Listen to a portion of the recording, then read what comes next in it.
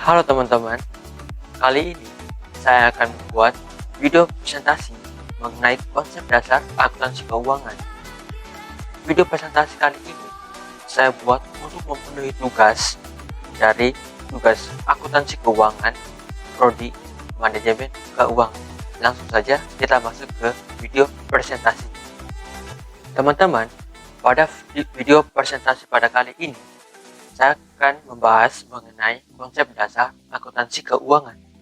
Nah, pada konsep dasar akuntansi keuangan yang akan saya bahas pada kali ini, yaitu yang pertama,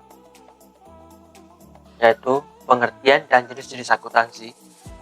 Yang berikut, standar akuntansi keuangan, terus pengertian kerangka dasar, tujuan laporan keuangan, asumsi dasar, karakteristik kualitatif laporan keuangan, dan yang berikut unsur laporan keuangan, dan yang terakhir komponen laporan keuangan.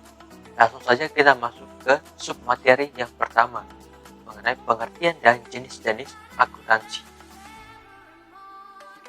Nah, dari akuntansi sendiri memiliki pengertian, yaitu akuntansi adalah suatu proses pencatatan, penggolongan, pengikut-saran terhadap transaksi keuangan yang dilakukan secara sistematis dan kronologi disajikan dalam bentuk laporan keuangan yang berguna bagi pihak-pihak yang membutuhkan laporan keuangan tersebut untuk langkah dalam pengambilan keputusan. Nah, dalam laporan keuangan ini pun ada pun kegiatan pencatatan ini yang kita sebut dengan jurnal. Kegiatan penggolongan merupakan kegiatan pengelompokan akun pada buku besar yang tentunya disesuaikan dengan peristiwa atau transaksi yang terjadi pada perusahaan, tentunya berdasarkan bukti transaksi. Nah, kegiatan pengikut saran merupakan rangkaian akhir proses menuju pembuatan laporan keuangan perusahaan. Sistematis itu merupakan cara penyajian laporan keuangan yang mana bentuk penyajian laporan keuangan tersebut bisa dilakukan dengan dua cara, yaitu secara manual dan bisa melalui aplikasi akuntansi. Nah, kita masuk yang berikut, yaitu jenis-jenis akuntansi. Jenis-jenis akuntansi yang pertama adalah akuntansi pemeriksaan. Nah, pada jenis akuntansi ini, akuntansi pemeriksaan atau yang biasa disebut dengan audit dalam sebuah pemeriksaan akuntansi, dilakukanlah kegiatan pemeriksaan hasil pencatatan dan laporan dalam keuangan. Bidang tersebut berhubungan dengan audit yang secara bebas dilakukan di laporan yang telah dihasilkan oleh akuntansi keuangan. Nah, walaupun tujuan utama dari audit agar informasi akuntansi yang disajikan dapat dipercaya, namun ada tujuan lainnya, seperti ketaatan terhadap kebijakan, prosedur serta penilaian efisiensi dan efektivitas suatu kegiatan yang juga dibahas pada buku auditing. Dasar-dasar pemeriksaan akuntansi. Dalam konsep tersebut, yang menjadi dasar sebuah auditing adalah objektivitas dan independensi dari seorang pemeriksa serta kerahasiaan dan pengumpulan bukti-bukti yang terbilang cukup signifikan. Nah, jenis-jenis yang akuntansi yang berikutnya yaitu akuntansi biaya. Akuntansi biaya merupakan sebuah bidang akuntansi yang mencatat, menghitung, menganalisa sebuah data biaya pada suatu perusahaan industri yang secara detail. Nah, dengan adanya akuntansi biaya, didapatkan sebuah laporan harga untuk menyusun laporan keuangan. Bidang ini berfokus pada penetapan dan sebuah kontrol atas biaya. Akuntansi biaya akan mengacu pada penetapan biaya yang berdasarkan aktivitas. Fungsi dasarnya mengumpulkan serta menganalisa data biaya yang telah terjadi maupun yang akan terjadi. Yang berikut adalah akuntansi keuangan. Nah, akuntansi keuangan ini tersedia kegiatan yang terdiri dari pencatatan kegiatan finansial bertujuan untuk menyajikan laporan keuangan, meliputi neraca, laporan laba rugi, serta laporan perubahan modal atau laporan laba ditahan selama jangka waktu tertentu. Yang berikut adalah akuntansi manajemen. Akuntansi manajemen adalah sebuah bidang akuntansi memiliki tujuan yang memberikan informasi kepada manajemen dalam menjalankan usahanya. Nah, ada banyak hal dalam akuntansi biaya yang data-datanya yang digunakan oleh para akuntansi manajemen. Ketika kedua bidang akuntansi ini berbeda tujuannya, dalam sebuah pelaksanaannya tetap dapat dilakukan bersamaan. Nah, kegunaan dari akuntansi manajemen yaitu mengatur kegiatan perusahaan, mengontrol arus kas, serta menilai alternatif dalam pengambilan sebuah keputusan.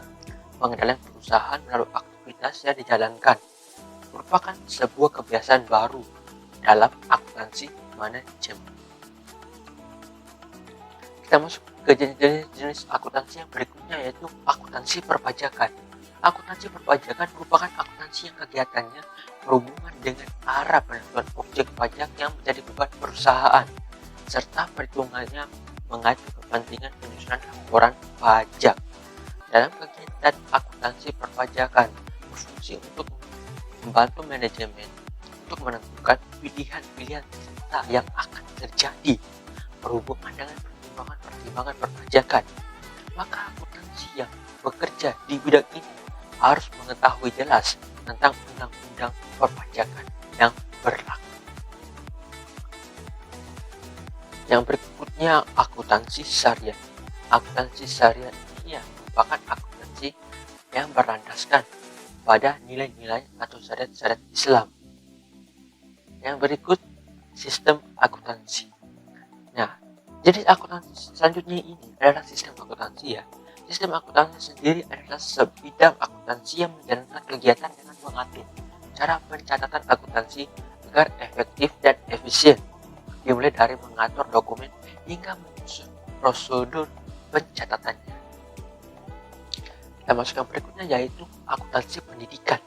Akuntansi pendidikan berfokus pada dunia pendidikan akuntansi. Akuntansi ini meliputi pengolahan data, transaksi keuangan, dan penyajian laporan keuangan untuk lembaga pendidikan. Yang berikut adalah akuntansi pemerintahan, atau biasa juga disebut dengan governmental accounting, yaitu jenis akuntansi yang terbilang juga sebagai bidang akuntansi umum yang diterapkan di lembaga pemerintahan. Akuntansi pemerintahan memiliki tujuan untuk menyajikan sebuah laporan keuangan, mengatur dan pengawasan keuangan negara. Akuntansi dalam pemerintahan diharapkan perlu mengatur administrasi keuangan di negara dengan baik. Dalam bidang ini dikhususkan pada pencatatan serta pelaporan banyaknya transaksi di badan pemerintahan. Yang berikutnya yaitu akuntansi perpajakan. Jenis akuntansi ini mengacu kepada pengertian akuntansi untuk proses pencatatan, penganalisian, pengklasifikasian, dan juga penafsiran data keuangan. Secara umum, kita dapat diketahui bahwa akuntansi perbankan merupakan sebuah metode akuntansi bank yang meliputi sebuah pencatatan, penganalisan, pengklasifikasian, penafsiran data di keuangan bank yang dilakukan secara sistematis untuk memenuhi kebutuhan para pihak yang memiliki berkepentingan baik internal dan juga eksternal. Yang berikut adalah akuntansi sosial. Nah, akuntansi sosial ini bertugas menangani proses keuangan dalam hal dampak sosial yang berdampak dari aktivitas ekonomi suatu entitas. Akuntansi sosial biasa pula dikenal sebagai akuntansi pertanggungjawaban. Yang berikut adalah akuntansi internasional. Akuntansi ini berhubungan dengan perdagangan internasional. Penerapannya juga melalui perbandingan prinsip akuntansi antar negara dan mengharmonisasikan standar akuntansi di dunia. Perbedaan standar akuntansi bisa saja terjadi karena pengaruh budaya, bisnis, regulasi, dan nilai mata uang. Sekarang kita masuk ke subbab materi yang berikutnya, yaitu mengenai standar akuntansi keuangan. Nah, standar akuntansi keuangan yang biasa disingkat juga dengan SAK adalah pernyataan standar akuntansi keuangan yang bisa disingkat juga dengan PSAK dan interpretasi standar akuntansi keuangan yang disingkat ISAK yang diterbitkan oleh Dewan Standar Ikatan Akuntan Indonesia DSAK IAI. dan Dewan Standar Syariah Ikatan Akuntan Indonesia DSAS IAI, serta peraturan regulator pasar modal untuk entitas yang berada di bawah pengawasannya.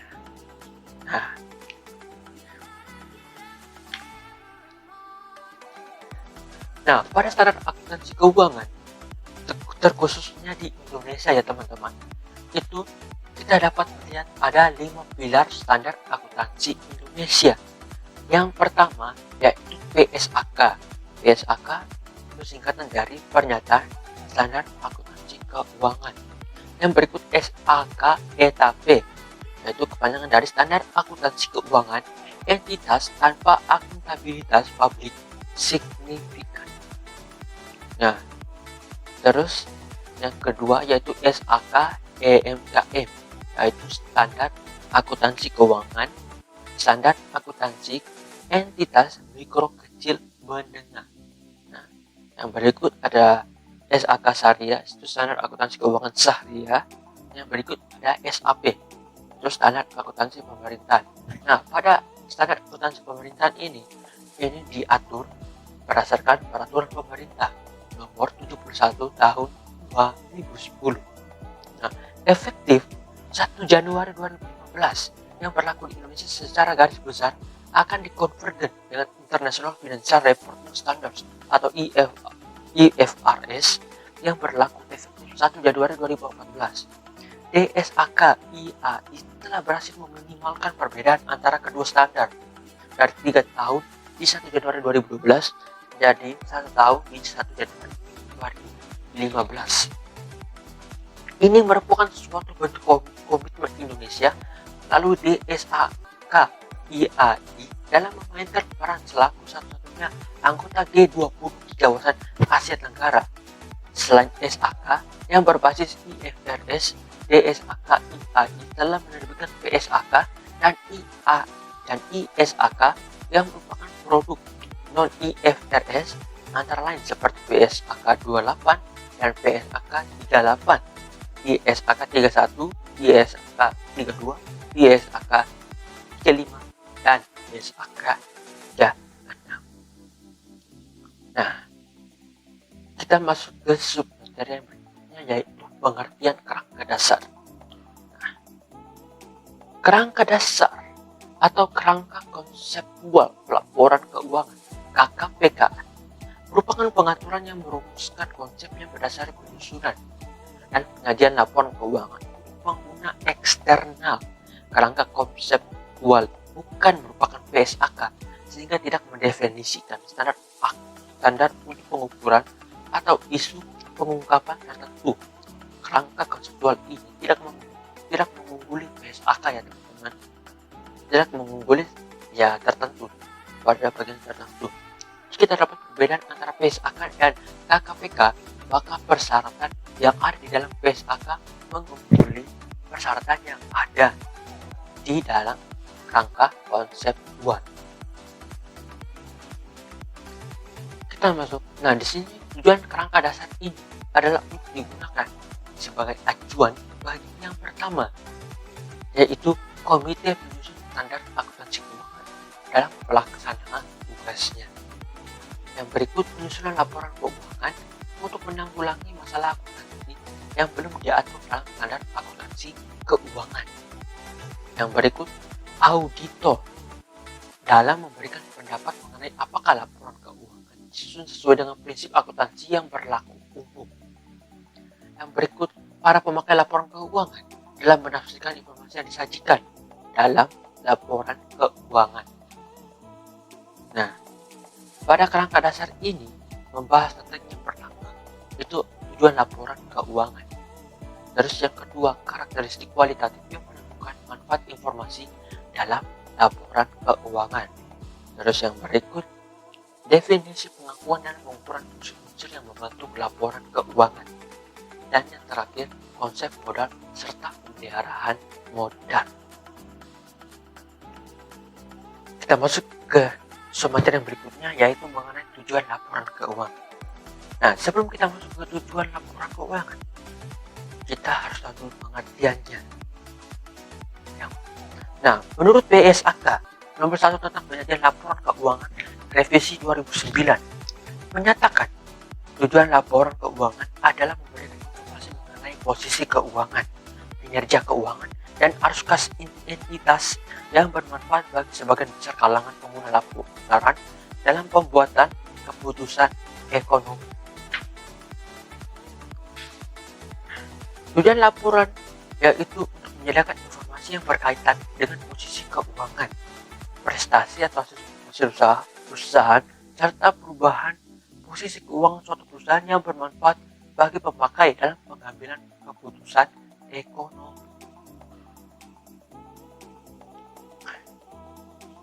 Nah, menurut standar akuntansi keuangan, Ikatan Akuntan tahun 2002 halaman 4, tujuan laporan keuangan adalah sebagai berikut. Yang pertama, salah satu pelaporan keuangan yaitu keuangan adalah memenuhi kebutuhan bersama sebagian besar pemakai. Meski demikian, laporan keuangan tidak menyediakan seluruh informasi yang mungkin dibutuhkan pemakai dalam pengambilan keputusan ekonomi. Terus yang kedua, yaitu laporan keuangan bertujuan untuk menunjukkan apa yang telah dilakukan manajemen atau stewardship atau pertanggungjawaban manajemen atas sumber daya yang dipercayakan kepadanya. Yang berikut yaitu menyediakan informasi yang berkaitan dengan posisi keuangan, kinerja, dan perubahan posisi keuangan suatu perusahaan yang bermanfaat bagi sejumlah besar pemakai dalam pengambilan keputusan ekonomi. Yang berikut memberikan informasi tentang bagaimana suatu organisasi mengadakan dan menggunakan berbagai informasi. Dan yang terakhir adalah memberikan informasi kepada pemegang saham dan publik pada umumnya jika perusahaannya terdaftar tentang berbagai aspek organisasi.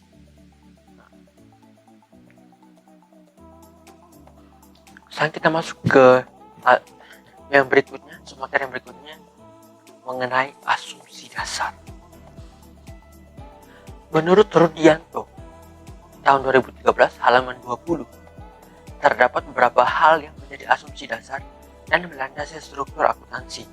Asumsi yang menjadi anggapan dasar dalam akuntansi tersebut adalah yang pertama, yaitu kesatuan usaha khusus, economic entity. Nah, suatu perusahaan dipandang sebagai suatu unit usaha yang terpisah dengan pemiliknya. Perusahaan juga dianggap sebagai unit akuntansi yang terpisah dengan pemiliknya atau dengan unit usaha lain. Yang berikut yaitu kontinuitas usaha, going concern. Nah, going concern sendiri, suatu perusahaan dianggap akan terus beroperasi dalam jangka panjang dan tidak akan dilikuidasi di masa mendatang. Yang berikutnya pengguna unit monetary unit. Nah, beberapa pencatatan di dalam akuntansi dapat menggunakan unit fisik atau satuan yang lain di dalam pencatatannya, tapi karena tidak semua aktivitas dapat menggunakan satuan yang sama, maka akuntansi menggunakan satuan moneter sebagai dasar pelaporannya. Yang berikut adalah periode waktu, time period. Walaupun perusahaan diasumsikan akan terus beroperasi dalam jangka panjang, tapi dalam proses pelaporan informasi keuangan, seluruh aktivitas perusahaan dalam jangka panjang dibagi menjadi periode-periode aktivitas di dalam jangka waktu tertentu. Penyajian informasi keuangan di dalam waktu tersebut adalah untuk memberikan batas aktivitas di dalam waktu tertentu.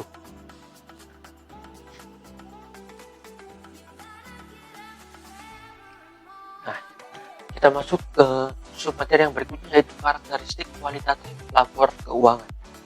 Karakteristik kualitatif merupakan ciri khas yang membuat informasi dalam laporan keuangan berguna bagi pemakai. Terdapat 4 karakteristik kualitatif pokok, yaitu yang pertama dapat dipahami, yang kedua relevan, yang ketiga keandalan, dan keempat dapat dibandingkan. Nah, ini menurut Ikatan Akuntan Indonesia tahun 2004 halaman 7. Mari kita lihat yang pertama, yaitu dapat dipahami. Nah, dapat dipahami artinya bahwa informasi yang terdapat dalam laporan keuangan harus mudah dipahami oleh pemakai. Untuk menunjang pemahaman pemakai atas laporan keuangan, pemakai harus memiliki pengetahuan yang memadai tentang aktivitas ekonomi dan bisnis, akuntansi, serta kemauan untuk mempelajari informasi dengan ketekunan yang wajar. Karakteristik yang berikutnya yaitu relevan. Relevan sendiri artinya informasi memiliki kualitas relevan.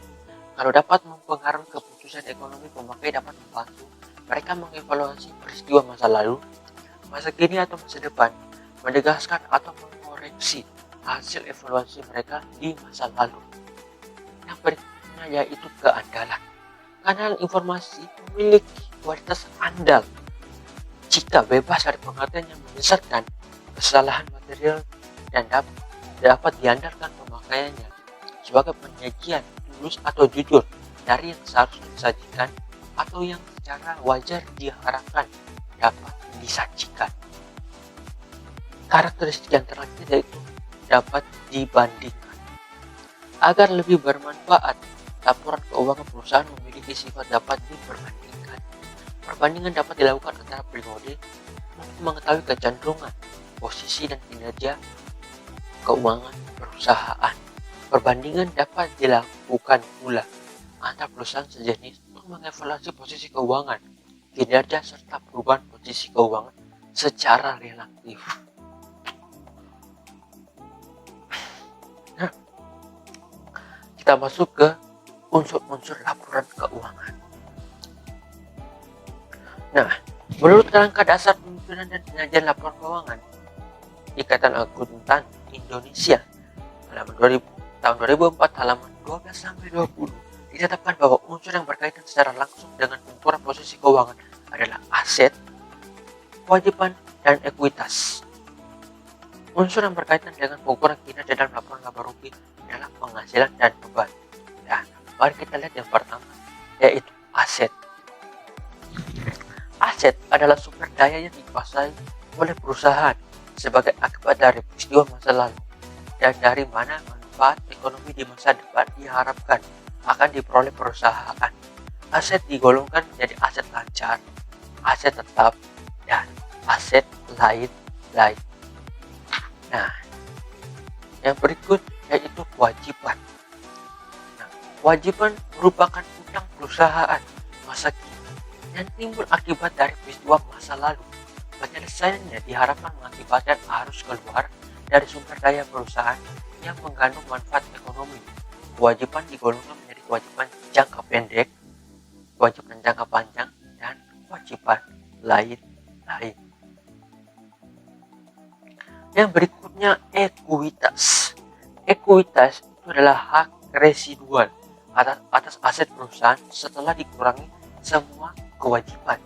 Ekuitas adalah hak residual aset perusahaan setelah dikurangi semua kewajiban. Ekuitas biasanya disebut juga dengan net aset atau aset bersih. Yang berikutnya adalah penghasilan atau income. Income adalah kenaikan manfaat ekonomi selama satu periode akuntansi dalam bentuk pemasukan atau penambahan aset atau penurunan kewajiban yang mengakibatkan kenaikan ekuitas yang tidak berasal dari kontribusi penanaman modal. Penghasilan meliput pendapatan atau revenue dan keuntungan, atau bisa juga disebut istilah gains. Yang berikut beban, expense. Expense adalah penurunan manfaat ekonomi selama satu periode akuntansi dalam bentuk arus keluar atau berkurang aset atau terjadi kewajiban yang mengakibatkan penurunan ekuitas yang terjadi menyangkut pembagian kepada penanaman modal.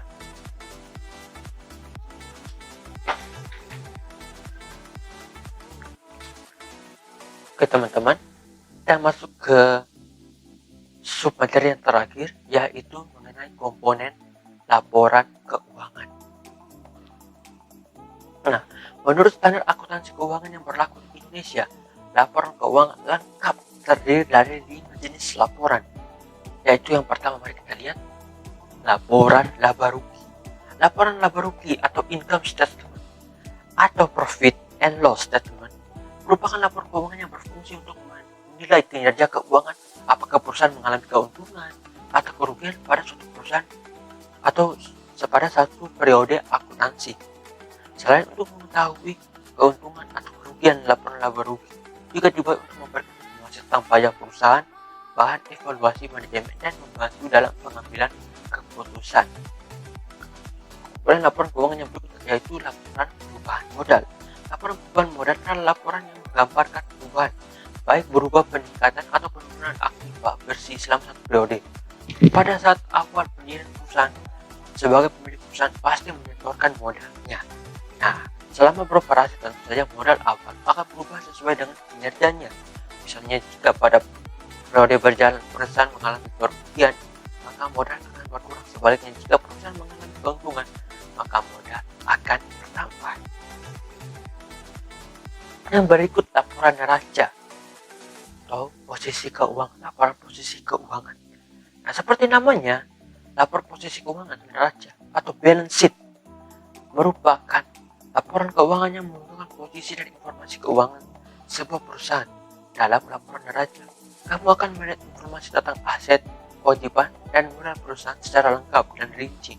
Dengan kata lain, elemen dalam laporan neraca hanya 3 akun tersebut. Yang berikut adalah laporan arus kas. Jadi laporan arus yang keempat yakni laporan arus kas atau cash flow statement. Laporan arus kas memberikan informasi tentang aliran kas perusahaan yang masuk dan keluar. Selain itu, laporan arus kas juga berfungsi sebagai indikator untuk memprediksi arus kas di periode yang akan datang. Nah, kemudian laporan keuangan yang terakhir yaitu catatan atas laporan keuangan. Catatan atas laporan keuangan merupakan bagian dari laporan keuangan suatu entitas. Namun catatan laporan keuangan bukanlah hal yang wajibnya yang dibuat oleh perusahaan, sehingga biasanya perusahaan yang membuat catatan atas laporan keuangan adalah perusahaan-perusahaan yang memiliki skala besar atau yang sudah terbuka public companies. Nah, tujuan pembuatan laporan ini adalah untuk memberikan penjelasan yang rinci tentang hal-hal yang ada pada jenis laporan keuangan lainnya, sehingga letak catatan atas laporan keuangan ada di belakang sendiri. Nah, teman-teman, sekian dari video presentasi saya mengenai konsep dasar akuntansi keuangan. Nah, semoga video presentasi saya ini bisa menambah wawasan kepada teman-teman sekalian ya. Dan saya juga mempunyai kata-kata teman, yaitu adalah sometimes success is inside when the heart in mind want to give up, yang artinya terkadang kesuksesan sudah di depan mata ketika hati dan pikiran ingin menyerah. Jadi buat teman-teman seperjuangan, jangan mudah menyerah ya teman, karena ketika kalian menyerah, kesuksesan ada di depan kalian. Saya Silvian Torong Mangdai undur diri dan sampai jumpa di lain waktu.